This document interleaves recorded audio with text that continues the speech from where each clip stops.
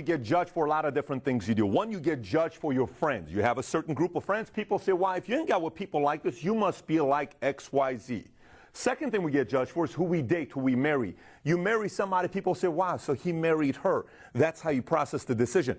In the business world, you're going to get judged on who you think is a talent worth you spending time with, who you recruit, who you lock onto. And I can tell you, over the years, I've made so many mistakes working and locking on the wrong person that ended up costing me thousands of hours, and I have to start all over again. So eventually, after thousands of people I've worked on, I came up with 10 things I look for before deciding to lock on to any talent. All right, so let's get right into it. This is 10 traits in people worth developing. Point number one. This is a big one for me, and I'm going to explain it to you. The difference between responders and initiators. Let me explain. Everybody in the world is a responder. Everybody in the world is a responder, meaning there's a deadline, you respond, you get it done. There's a task, you respond, you get it done. If you don't do this, you're going to get fired. You respond, you get it done. Taxes go up. If you do this, you adjust. They change the laws for something, we respond, right? Everybody's a responder. I'm a responder. You're a responder. The greatest leaders, presidents, billionaires are all responders, but only a few are initiators. I like to lock onto talent when I see somebody initiate. For example, going in there and talking to a couple of our teammates, and I'll say, here's what I like to see us do. I'm thinking about doing X, Y, Z. And one of our guys takes the initiative because I said something, and they come back with 50 ideas. That is an initiative they took that wasn't part of me necessarily wanting them to take the extra mile or go above and beyond. A lot of times people will do this. This is what my tasks are. I'll go up to this point. Initiators will say, this is what it is. Let me go here, if not here, if not here. Anybody I find that's an initiator, I like people like that on the team. That's number one. Look for initiators who also respond. Responders don't necessarily initiate, but initiators absolutely respond as well. Big difference. Number two, energy.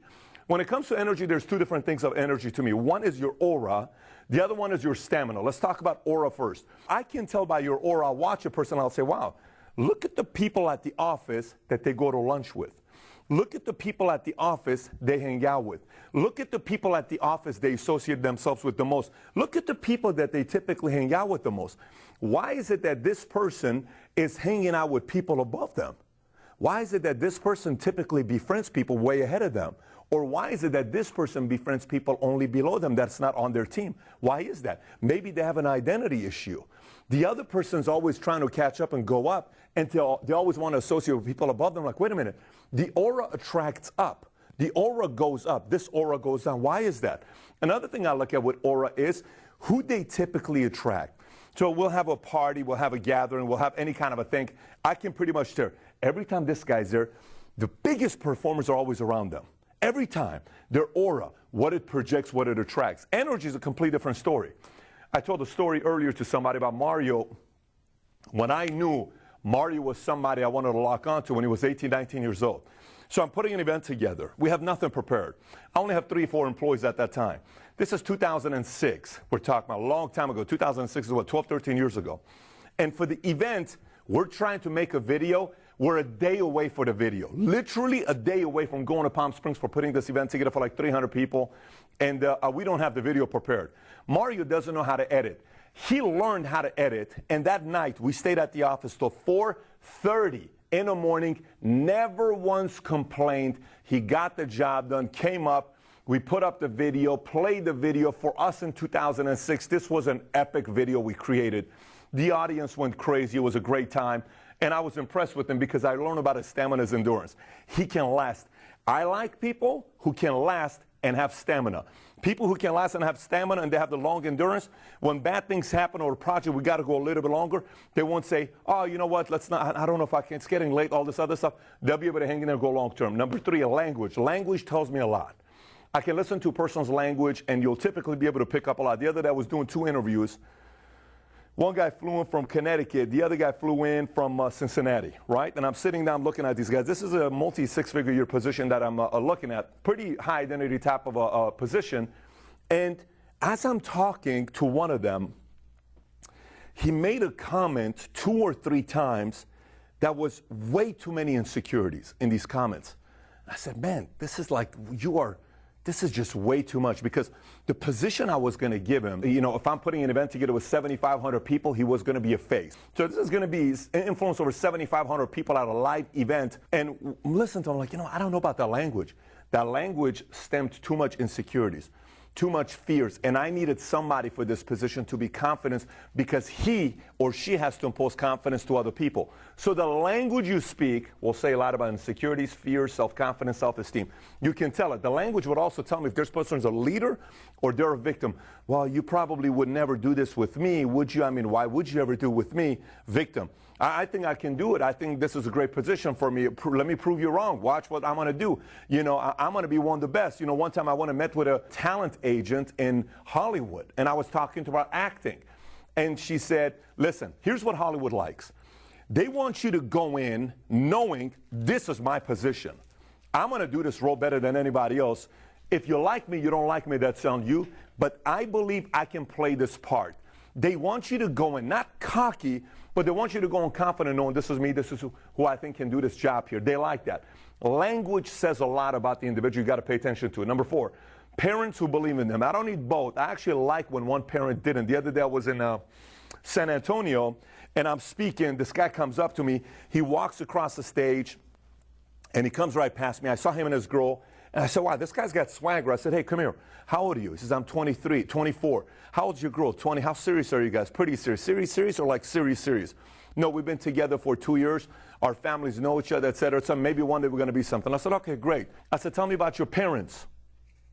When I said parents, his body was like shocked.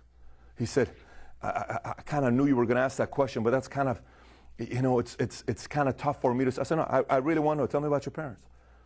And then he said, my mom is my hero. She believes in me. She thinks I can do everything. I love my mom. I would take a bullet for my mom. My dad left, and he's not around. And I don't have the best relationship with my dad. That's perfect for me. Because one person you have to prove wrong, that I can do something big, and one person believes. I want that combination. Sometimes when it's both, the kid doesn't have anybody to prove wrong. So you got to find an ex or a friend or a teacher or a coach or somebody that said, I don't believe you're worth anything or you can do anything big with your life, right? I want both. I want somebody that didn't believe and one that did believe. But if it's both that didn't believe, we have a problem.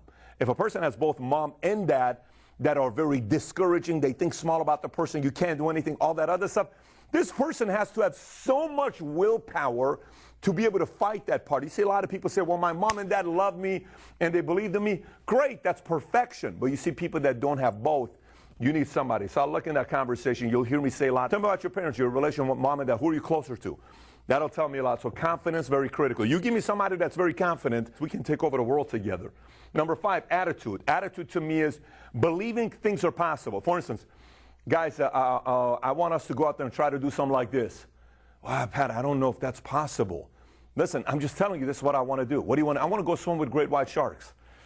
Just the timing, and we have to travel in the great white sharks. No, I want somebody to say, let me search it. Best places to swim with great white sharks. Boom. Let's call them up. Hey, I want to be able to go fly and go 100 miles an hour in air with those, jet type of things. I just don't know. No, I want to figure out a way to make it work. Attitude for me is, believe we can do this. Let me go figure out a way how we can do this. And they'll figure out a way, right? They find a way. They take initiative. Again, goes back to this. But a big part of it is attitude. Attitude is so attractive to me because I know if I lock onto somebody with positive attitude, everybody else says, why is this guy working with this person? I can say, look at the attitude. Then they have to also make the adjustment and respond to this person's attitude because they initiate. The initiator improves everybody else around them. So that's point number 5. Number 6, curiosity. Curiosity is very important to me. I want you to be curious. So I know your level of curiosity by the questions you ask me. So I'll sit there with somebody. We do a conference call on a weekly basis, mentoring call with about 12 people in the company. And you have to qualify to be a part of this. And we'll go an hour and a half, and I'm processing issues with them, with the top 12 people that are coming up or the top earners, whatever it is. And it was this conference call that wasn't number 1 tier conference call. It was number 3. And these people that are tier 2, tier 3 leaders that were on the call, and the entire time for an hour and a half, The only people that asked questions were pretty much the top 5 earners on the call. And then 3 of the lower guys were asking questions. There was 35 people on the call. I stopped the call. I said, wait a minute, guys. I have to chime in here. They said, what? I said, what the hell are you guys doing on this conference call? What's your purpose of being on this conference call? You're waiting for other people to ask questions, and then hopefully they ask the question that's on your mind to answer that question for you. But if nobody asked that question for you, you got on a conference call. That's only a once-a-month conference call that you qualified for.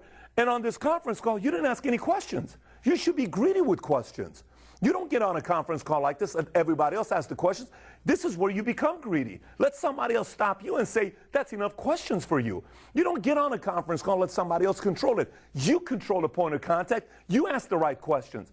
The people that ask the questions are either the fastest growing earners in the company or they're the top leaders. And the leaders that didn't, they had a 1 spike or 2 spike, and then afterwards we're going to see how these people are going to respond to it. But the purpose is, I know who you are based on the questions you ask me. If we sit around each other, you're not asking questions, I mean, what are we doing here? Everything's about asking questions, right? We did a video a couple weeks ago. Wasn't it like everybody is one question away from changing their lives? Francis Bacon. Research without being told how to research.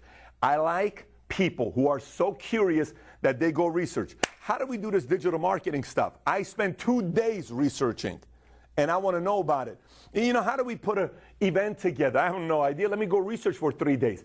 And I research, and I gather info, and I come back with a 2-pager. Look what I got, Pat. We just got off a conference call right now with a guy from Netherlands who called in. He's a valuetainer. He's watching it right now. His name is Michael. Michael, if you're watching it, we literally got off the phone with you 50 minutes ago. Michael's like, Pat, let me tell you, man, I can't believe I'm on the phone with you. Michael sent a multi-page a report to Mario about what to do for the Vault conference to be better or to be incredible. I've never met Michael. Michael's a valuetainer. We never asked for this. We never said, hey, Michael, send us ideas. Michael took the initiative and he sent it. Now, I don't know what his research is based on, but he sent it. That's the point. We made a video, I want to say a year and a half ago. I was in Miami when I shot this video at Ball Harbor. The title of the video was How to Research Like an Expert. Or how to research any topic. I'm going to put the link over here. O'Neill, let's put the link over here for people to go. How to research any topic. This is a video, if you find it on Bytes, it's got like 100,000 plus views. Very, very specific formula on how to research any topic. Click on it, go watch it. If you want to get better at researching, this is a skill set. I tell you, I don't know any billionaire that's not good at researching stuff. They get the answer to the question they want. All the billionaires I know, they ask tough questions and they find the answers. It's such a common trait for them. So people I lock onto, leaders, are people that ask the right questions and are constantly curious. Number 7, upbringing. Upbringing. There's a reason why you hear me in interviews. I ask one question. I say, who were you in high school? This is a question I've been asking for 20 years. Let me tell you why. In high school, I know who I was in high school. And I know when I ask somebody else who they were in high school, I kind of learn about them. Who were you in high school? And it tells me a lot. So if I find out somebody is an athlete, well, I know they had to tell me about your coach. Did you like your coach? Well, he was very tough on me. Okay, how did you like that, the fact that he was tough on you? I didn't mind it. So did you ever have a problem with your coach? Yes. Why? Because of this. I mean, I'm already learning. Tell me who were you in high school? I was a 4.7 GPA valedictorian. Okay, this person follows instructions probably well, right? Because they're coachable. So I'm learning about them. But the upbringing will tell me a lot of different things that I can figure out what is probably going to be happening again. If somebody says, I had a coach, he was so tough on me, and because he was so tough on me, every time he was tough on me, like I had a conversation with somebody 3 months ago, and she told me, says, I had a soccer coach. This person was so tough on me, and when they would be tough on me, they would shut down. I'm like, okay, so it's a little bit more of walking on eggshells, because if you challenge this person a little too much, you're going to get shut down. So you have to be very careful how you're speaking with this person. Maybe I'm not necessarily going to get the best out of this person here, because if you are challenging to do something big, they're not necessarily going to take initiative. They're going to wait because they're more responders, right? But those conversations tell you a lot about who you're working with. Number 8, being able to take criticism. This is a very tough thing for a lot of people. You know, sometimes you give feedback and it depends what department. Some departments you ought to be very careful you're giving criticism with, because maybe they're in the creative department, right? But some departments, they're more different. It's a different role. It's a different responsibility. It's a different job. It's a different type of thing they're doing. Whatever it is, if I'm developing somebody to be a leader amongst the group, or to be a face, or to be somebody that I'm going to get them to maybe be an equity owner with the company or a position that's going to be an elite position with a lot of upside, a lot of income, a lot of future potential profit sharing, whatever it may be. I am looking at if this person can take criticism from me when I'm giving them direction. If they can, this means every time we have a hiccup, it's not going to go back down because they shut down. We have a hiccup, feedback given, and then boom. We have a hiccup, feedback given, and then boom. We have a hiccup, feedback given, and then boom, right? And if they're willing to take it, they're probably also going to give it. Let me explain. Hey, Pat, you know what I was thinking about the other day was that I don't know if the system we have here is the most efficient system. Tell me why. See, I was thinking the other day, you know the way we do it right now when we have the products that come in and we sell an insurance policy or when we do this? And what if we change this step from here to here? I love that. And the reason why you're giving us criticism, I'm the CEO. If you're giving criticism, I'm the guy at the top. That means that's coming to me. Perfect. This is a leader. I can give you criticism, but you're also giving constructive criticism back. And there's a magic on how you do it. But both ways. Those that take it also give positive back. I'm not talking complaining. I'm talking about something that's going to help the company grow faster and become bigger and more efficient. Number 9 is taking direction, being coachable. Listen, we announced a bonus a couple weeks ago. It's a $1 million bonus, a $3 million bonus, and a $6 million cash bonus. Do you know who are the people that are on track to getting the highest bonus, the $6 million cash bonus? It's the most coachable executives in the company. Why is that? Coachability from a proven mentor speeds growth. If you're not being coachable and you question everything, you're not, increasing speed. Tex Winter, who was a coach that came up with the triangle offense that Phil Jackson took, and he won 6 championships with Chicago Bulls and 5 with the Lakers. One time they asked Tex, they said, Tex, who is the one player that knows the game the most? He says, oh my gosh, there's one player I coach. He knew everything about the game. He says, what's the guy's name? Jordan Farmar. Jordan Farmar? He says, yes. He knew so much about basketball, you couldn't teach this guy anything. Everything we ever told him, he said he knows it and he did it his own way. Guess what happened to Jordan Farmar? Guy came out, was supposed to be a star, ended up playing in China, Puerto Rico, all over the place because he couldn't make it in NBA because no coach wanted a guy like that on his team because he questions every single thing.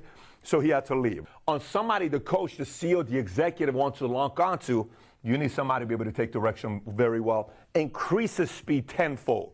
Number 10, character.